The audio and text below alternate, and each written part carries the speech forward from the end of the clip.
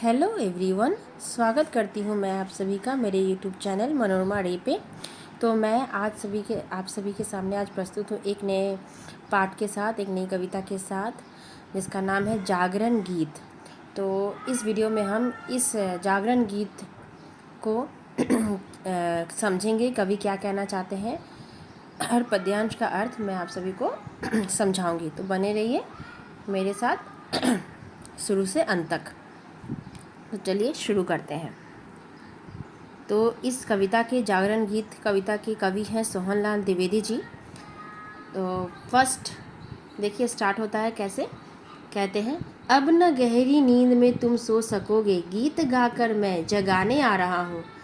अतल अस्ताचल तुम्हें जाने न दूंगा, अरुण उदयाचल सजाने आ रहा हूँ। तो प्रस्तुत पंक्तियों में कवि का कहना है कि अब हे मानव, अब तुम गहरी नींद में नहीं सो सकोगे, मैं गीत गाकर तुम्हें जगाने के लिए आ रहा हूँ।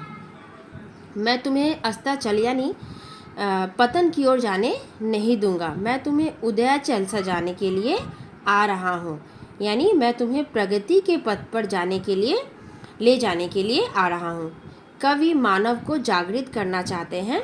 प्रस्तुत पंक्तियों के माध्यम से कवि मानव को जागृत करना चाहते हैं। वो चाहते हैं कि मानव प्रगति की ओर, उन्नति की ओर आगे बढ़े, उन्नति के पथ पर आगे बढ़े। आगे है, कल्पना में आज तक उड़ते रहे तुम, साधना से मुड़कर सिहरते रहे तुम, अब तुम्हें आकाश में उड़ने न दूंगा, आज धरती पर बसाने आ रहा हूँ। आगे कवि कहते हैं कि हे मानव, तुम आज तक कल्पना के लोक में जीते रहे हो, तुम्हें जीवन की वास्तविकता को नहीं समझा, तुम जीवन की सच्चाई से, परिश्रम और साधना से डर कर भागते रहे हो, पर मैं अब तुम्हें हवाई किले नहीं बनाने दूंगा, यानी मन ख्याली पुलाव नहीं बोलते हैं ऐसे, ठीक है, करने नहीं दूंगा, कल्पना के संसार में उड़ने नहीं दूंगा, मैं तुम्हें हवाई किले नहीं बनाने दूंगा, मैं आज तुम्हें इस धरती पर ले जाऊंगा या ले आऊँगा, जीवन की वास्तविकताओं यानी रियलिटी से, सच्चाई से तुम्हारा परिचय करवाऊँगा। कल्पना अलग होती है और सच्चाई अलग होती है बच्चों, तो कवि यहाँ पे यही कहना चाह रहे हैं। आगे है, सुख नहीं या नींद में सपने सजोना, दुख नहीं या शीश पर गुरु भार ढोना, शूल तुम जिसको समझते थे अभी तक, फूल मैं उसको बनाने आ रहा हूँ।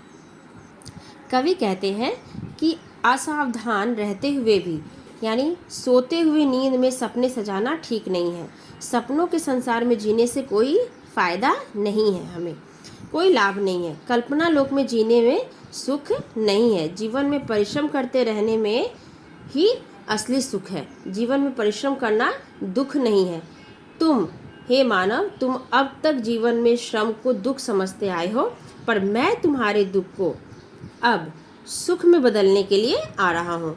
मैं तुम्हारे जीवन में ऐसा परिवर्तन लाना चाहता हूँ जिससे कि तुम दुख समझते हो उसे सुख में बदल दूँ। तुम अपने जीवन में जिस परिश्रम को दुख समझते हो उसे मैं सुख में बदल दूँ।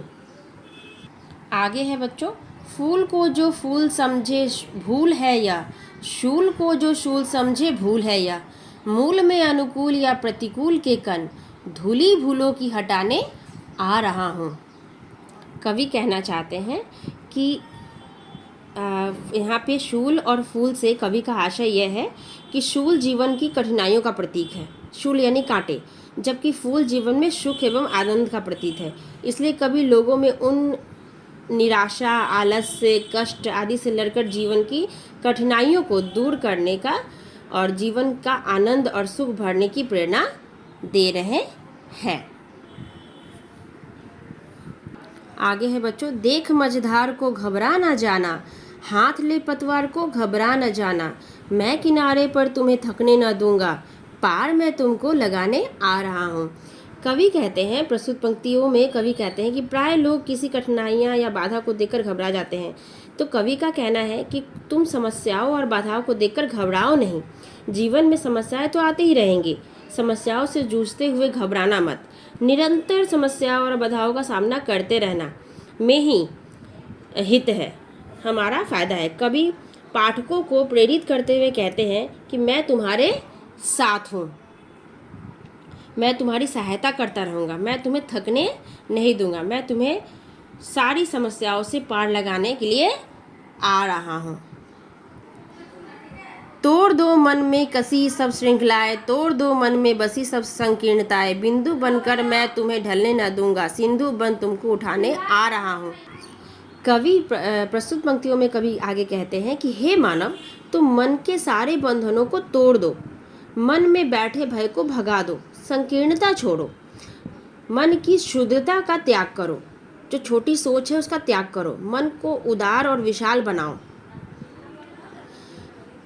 मैं तुम्हें बिंदु के समान नीचे नहीं ढलने दूंगा, मैं तुम्हें पतन की ओर जाने नहीं दूंगा, मैं तुम्हें सिंधु यानी सागर के समान महान विशाल बनाना चाहता हूँ। समुद्र यानी सागर कितना विशाल होता है बच्चों, वैसा ही कवि मानव को बनाना चाहते हैं। ठीक है, विशाल बनाना चाहता हूँ तुम्हें, सागर के समान गंभीर विशाल, और तुम भी सागर के समान महान बनो, विशाल बनो और गंभीर बनो।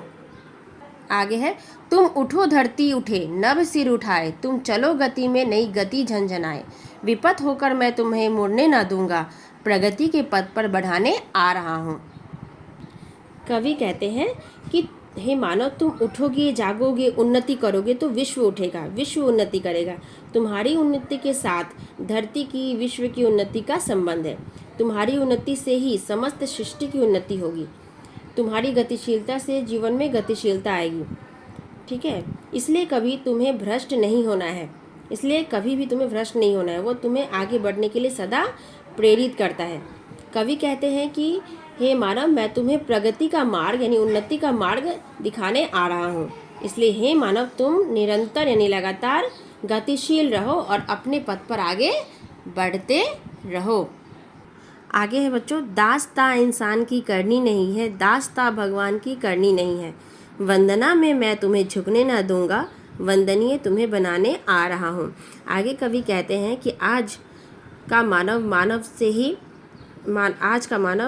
ही एक दूसरे को दास बनाते हैं। आज का मानव एक दूसरे को ही अपना दास बनाना चाहते हैं, कभी धर्म के नाम पर, कभी आर्थिक आधार के तौर पर।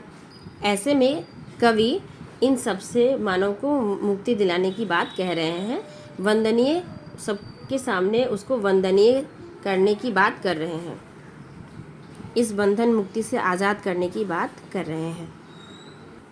तो प्रस्तुत जागरण कविता के माध्यम से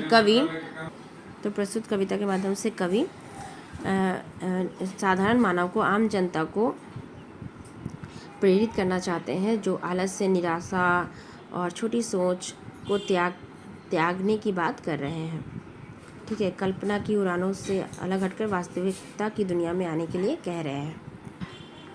आई होप आप सभी को ये वीडियो अच्छा लगा होगा।